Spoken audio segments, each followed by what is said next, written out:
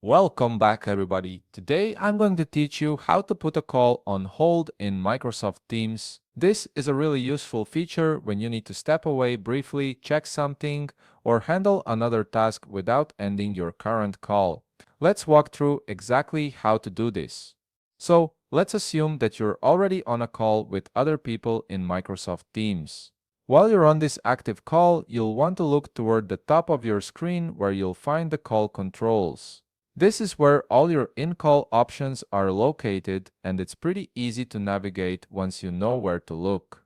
On the top of your call window, you can see a three dots icon with the text More next to it. This icon is your gateway to additional call features that aren't immediately visible in the main control bar. Click on this three dots icon to open up a menu of extra options. Once you click it, a drop-down menu will appear with several choices. From this menu, you can see an option labeled Hold. Go ahead and click on Hold to put the call on hold. This action immediately places your call in a held state, which means the other participants will know you've temporarily stepped away, and they won't be able to hear you until you resume the call. When your call is on hold, the other people on the line will typically see a notification or indicator that you've placed the call on hold. This keeps everyone informed about your status, so there's no confusion about why you're not responding.